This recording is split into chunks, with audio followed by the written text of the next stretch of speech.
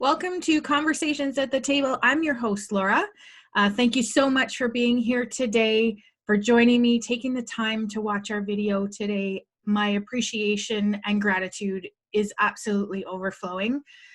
This episode is sponsored by KMA Clothing Company at kmaclothingcompany.com. You can go onto that website, check out a little bit of our story about the brand and where all the lips and stuff come from. It's a great little website that my friend Brad has put together for us. So with that all aside, today's guest is likely one of the kindest, sweetest men I have ever met in my life. And I am so fortunate to be able to call him my son-in-law. He is married to my oldest daughter, Dakota. And so I would like to just say, welcome, Prabh. Hey guys, hey Laura. Hi, how are you today? I'm doing great. How you doing? I'm really good. I'm very appreciative that you took the time to spend with me today and have this conversation. Your story has always been very intriguing to me. You are a young man who's come to Canada to build a future. And so you were born in India. Yes. Can you explain to us kind of where you came from? So I'm born and raised in Assam, which is the northeast of India. And the state is called Guwahati. And I was born and raised, yes, Guwahati. Okay. I was born and raised there, but my whole background family are Punjabis. So we are from Punjab, which is the extreme east of India, right next to Pakistan. Okay. And so that's where we belong from. But my grandfather, back in the days, he moved to Assam because there was a fortune for charcoal, fossil fuels. So Right. That's why he moved to Guwahati for the trade of charcoals, and then he just settled there.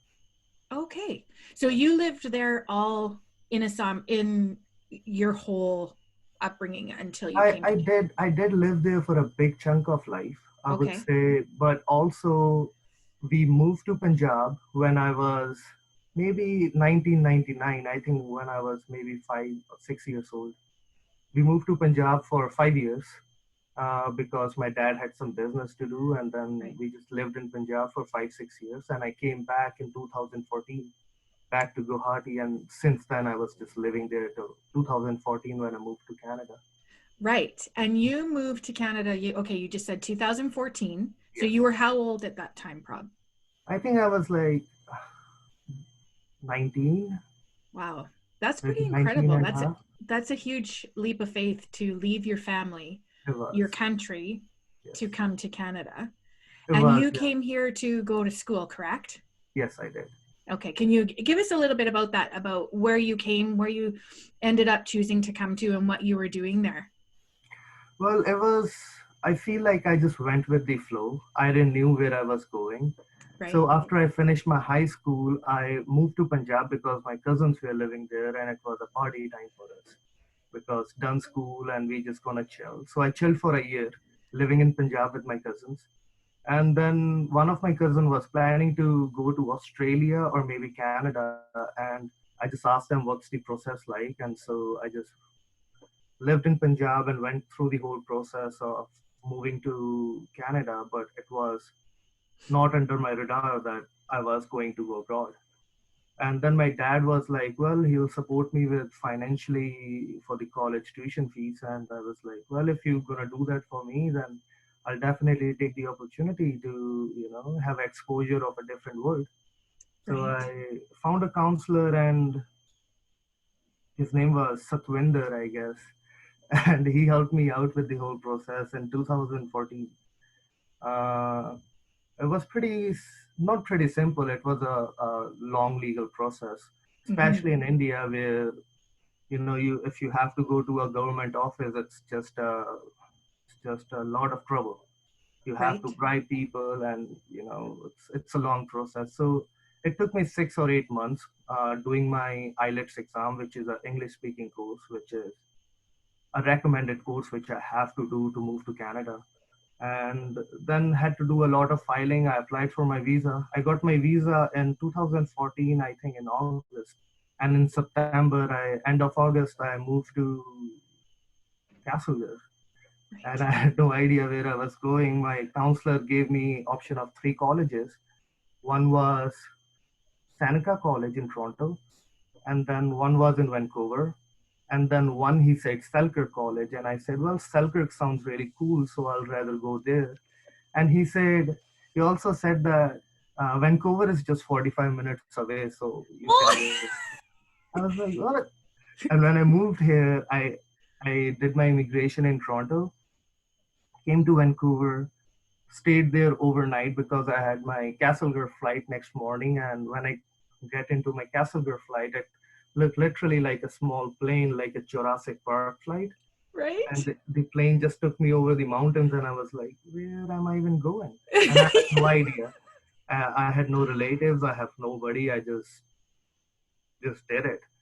And I got to Castlegar, and I saw a dude, and I asked him and he was an Indian guy. So I asked him if I can, if you can help me out with the housing or something. And so he helped me. He took me to his house. There were already 5 guys living there, and I was the sixth one. But there was something, it's like something supporting me in that kind of situation was a lot. And it was pretty fun though, living with those 6 guys in a 2-bedroom basement apartment in Oh. Castlegar. So Yeah, you literally got off the plane in Castlegar knowing nobody, nobody. walked out and talked to a guy Out on the of the street, airport. Yeah, yeah. and wow, I think you are probably also one of the bravest people that I've ever met now. It was honestly a big cultural shock too, coming Oh, to from India, which is such a congested place, to right. Canada, which is a completely different civilization, I would say. Mm-hmm. And super fun. I'm loving my life so far. I'm glad I end up in Castlegar. I went to school there to do geography program, which was GIS. So it's like a satellite map reading thing. Okay. And I was really always connected with nature and with geography so much. I really enjoyed it. But I was in a situation where I had to take physics and chemistry, and I sucked in it. So, so I had to drop the program after 2 semesters. So I did a year of that program, and then I was like, nope, can't do that. And meanwhile, it was summer vacation, so school break is 4 months from college. And at that time, I was just working in a Chinese restaurant. My friend gave me the opportunity to work in this Chinese restaurant, and I was a dishwasher over there. And I don't know, something happened looking at the Chinese chefs and what they were doing, and I was never connected to food before like that. I remember before leaving India, my mom tried to teach me 2 basic things: dal chawal, which is a staple Indian food, steamed rice, and lentils. Right. And there was something which my mom was trying to teach me, and I was such a brat. I was like, nope, I'm not learning anything. So I came to Canada with no cooking experience, even from my home. I would always sit on the table and food will come to me. That kind of lifestyle I was living back home. Right. So it was a lot. It was a lot to understand and a lot to learn for my own self growth. So yeah, working in that Chinese restaurant, I still remember just seeing those chefs. It was just so inspiring. And that summer break, I decided not to do the geography program anymore. And I went to Nelson and talked to the chefs over there, to the instructors, and just enrolled in the program after Wow. like 3 days when I decided. Yeah. Well, having sat at your table and being fed by you and what you've cooked, I am shocked that this is not something that has been a part of your life since birth. Because Yeah. it's when you cook for me and for anybody, it's you can taste the passion and the love in your food. And the posts that Dakota and yourself put on about what you've cooked, like you guys did sushi the other day. Yeah. That was That was really. unbelievable. The picture, I was so jealous. And I don't even really like sushi, but I was really jealous about that. I never liked sushi until I met Dakota. Right. Well, She, and that's what's really great about the two of you coming together is your love for food. yes. And I think her support in that has just done nothing but probably encourage you to expand even more, right? Absolutely, absolutely. Living with Dakota, I feel like I grow in not only food wise, but as a person wise too. Yeah, she's a pretty great girl, isn't She's she? awesome. Yeah, I found her out of If I just do I don't say so myself, she's a lovely, lovely woman.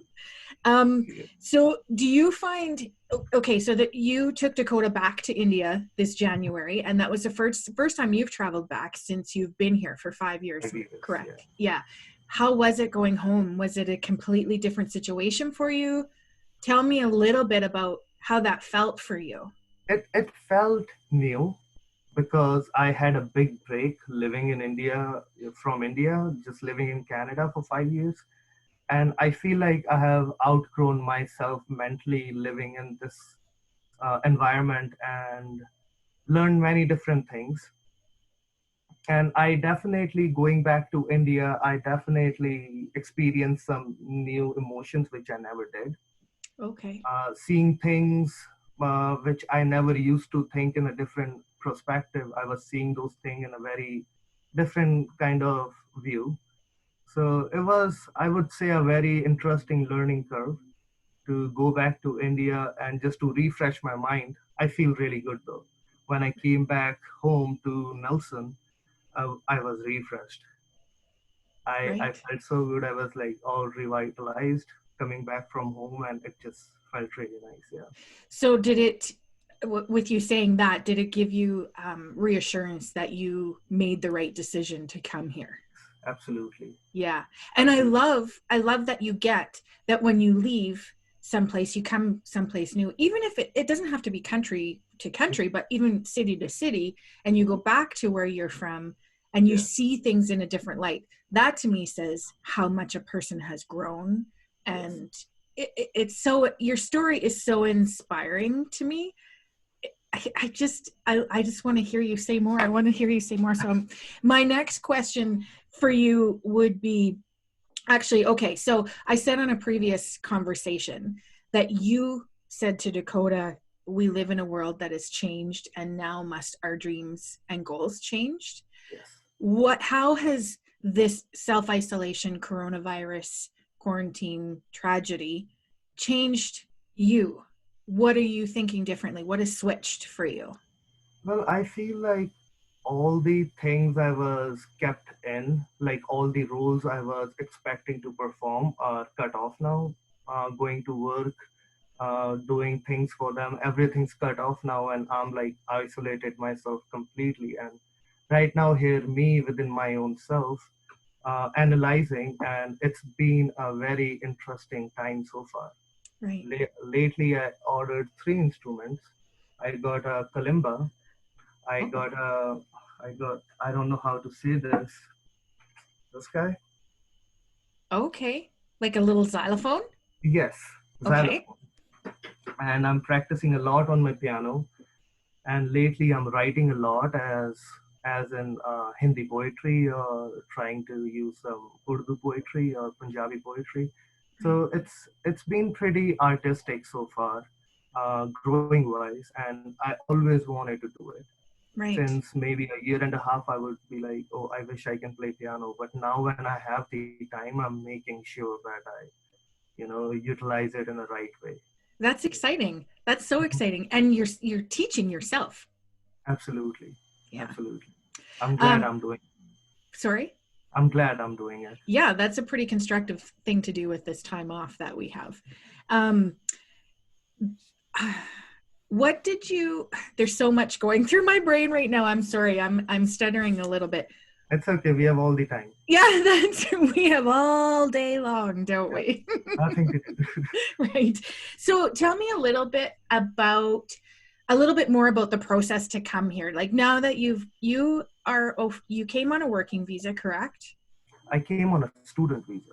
Oh, So that's what I meant to say. yeah. Yes, a student visa. And then now you're here on a work visa. Hmm.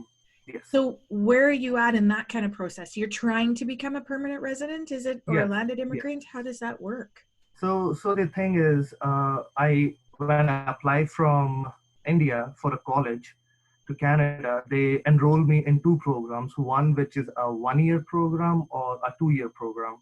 So I selected what was a 2 year program. So when I come to Canada and I study in a college and I finish the course, which is a 2 year course, the government of Canada give me a 3 year work permit. Okay.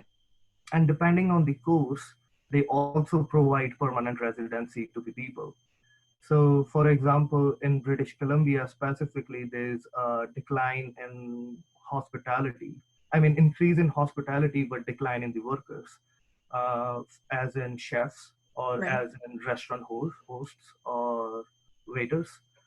So, those kind of people, if they work in that industry while they are on their work permit, they can easily apply for the permanent residency. Okay. And I think there are two methods of residency. One is express entry, which is you work for 6 months as a manager job, and you can just straight up apply for the residency of the country. And the second is provincial PR, which is you have to work in a place for a year or sometimes more than a year, and then you apply, and the apply status usually take a year and a half. Okay. So this whole process takes 3 years if you are not applying in express entry. Express Right. entry usually take a year for the residency. And it's sounding fairly simply that you just apply, but it's so much more than that, right? Like you've It had is. to have It is. meetings and lawyers and finances. Yes, absolutely. I have to have finances in my bank account as a saving at least of $2,000 or $4,000, and then I have to have a lawyer who will help me out with the whole procedure. And this credit system, so the credit system changes every April.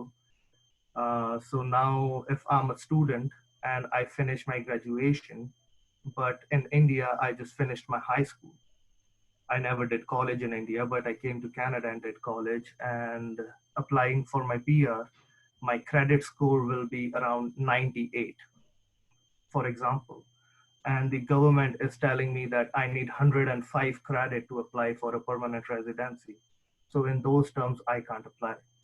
So I Right. have to find an alternative of a higher post job or a sponsor who can help me out, like a owner of a restaurant or any owner who can help me out with the sponsorship. Yeah. Right. So it Mhm. really is a fairly complicated situation. Like it's not as simple. And I would imagine right now with the world kind of shutting down a little bit, is that going to change how the I, procedures are, do you I think? wonder, I feel like maybe it'll have a little impact I think on so it too. because I feel like most of the countries don't want other people coming in their country. And I feel like it'll have a little impact for maybe a year or two. Hmm. And I feel like it's going to change after. Right. Yeah. Well, I'm really grateful that you were able to get to Canada I'm because, glad. I'm so happy I ended up in Canada, honestly. oh, I I never bet. expected. Right.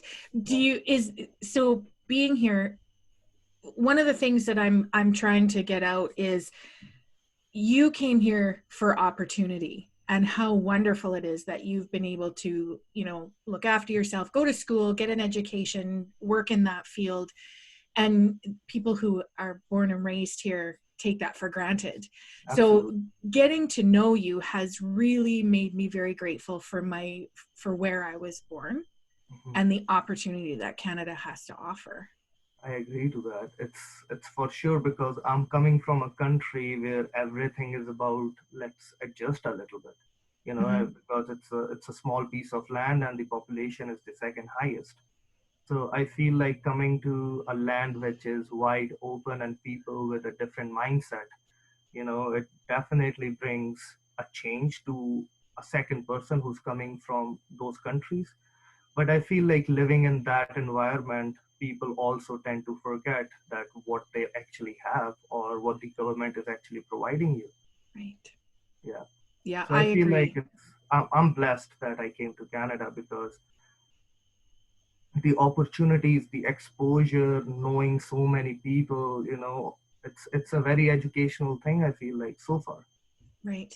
Yeah. And I would imagine that taking that leap of faith and growing, like you just are so much more open to what the world and the universe has to offer. You had said a long time ago, don't stop manifesting. Mm-hmm. And this white paper right here, I'm or just so happy. Yeah. that's your quote on my little board there. It Oh, says, don't stop manifesting, because that's I agree with you. I think when you create a world for you, we are the creators of our own world. And unfortunately, we're in a time where we've had to change how we create, but it doesn't have to be, oh, now I can't. It's let's look at how we can and what we can do and make a change. And it's absolutely. really exciting and very inspiring. Yeah, yeah. And Sorry. our Guru Nanak Dev, the founder of Sikh culture, said one thing: "Jo bijoge so paoge." What has been seeded, that'll be the fruit. So the action actually creates a beautiful reaction, but being mindful of what kind of action one's gonna commit, I feel like there where we need the mindfulness, the Right. awareness. Yeah. Right. Hmm. Yeah. Well, That's I'm what I'm very working on. sorry. I keep interrupting you because I'm so excited to be able to talk to you. No, I feel like that's something I'm really working on, of being mindful and making sure what kind of actions I would commit, because people around me can also be, if I make an action, they can also be impacted with that action. So I'm just trying to be aware. Right. Well, it's interesting that our conversation is kind of going that way, because yesterday I was thinking about setting intentions and Mhm, purpose, mhm, and how this has created a time for me to, I'm trying every morning to start setting the intention of what I'm hoping, and then setting goals. I think intentions and goals are different. I think, for me, this is strictly for me. I wake up in the morning and my intention is to have a glorious day, to mhm, bring light. And mhm, my goal is to succeed in, putting this video together today. That's a mhm. goal, and it's happening. Yeah. And when I've started to seriously sit down and work on those aspects of my life, like physically sit down and work and write those things out, things are Mhm. changing. Nice. And that's very true. Do you, I just have this feeling that you're that person who kind of sets intentions on a daily basis, and maybe doesn't even really, do you do it intentionally or does it just happen for you? No, I definitely set intentions, and then it's very important to physically act on it. But sometimes the laziness is so heavy that the actions won't commit sometimes. Right. And that was me completely a year ago, but I'm still working on it. I'm not a perfect human being, but Mm-hmm. every day is a learning experience, and I'm trying to set intentions and also physically work on it. Right. Mhm. That's exciting. And I just, again, I'm so grateful that you get to be a part of our family. I'm so um glad. i'm i'm I thank the universe, the spirit, God, whoever it may be, that Mhm. they brought you into our life. You really are an addition to our family. Thank you so much. So I'm very appreciative. I thank you. That's about our time. Mhm. I thank you for spending time here with me today. And before we go, though, I just ask, do you have anything that you wish to say, or to your friends, to your family, whoever may be watching this today? Absolutely. I think I would like to wish you the best of achieving your goals, because Thank you. I see it the last 3 years of how you have been grown so far, and how you are, just investing physically in out there in the universe, and it's shining back, and it's inspiring. It inspires me too. So I'm glad that I'm a part of a beautiful family, like out of nowhere. Right? I traveled half of the world, came to Canada, and here I found Dakota, and I got the chance of connecting with the Duncan family. So I'm very glad, I'm very happy. And in future, I would love to show you my family, Mm-hmm. and you guys gonna love it too. Right. Yeah. Yeah, I'm excited to get to meet your family. Really It's am. going to be a great time. Yeah. So anyways, on that, Prabh, thank you so much for joining me today. I wish you love, happiness, and a glorious sunny day. I don't know what's going on there today, It's pretty but sunny. yeah, it looks like it could be sunny there. I'm shining. Yeah, you are. I'm It's usually awesome. tan, but I'm shining like a white person over there. That's fantastic. I love it. Thank you, honey, and I'll talk to Thank you you so soon. much. I'll definitely see you very soon. Peace and Sounds love, good. guys. Bye-bye. Bye-bye.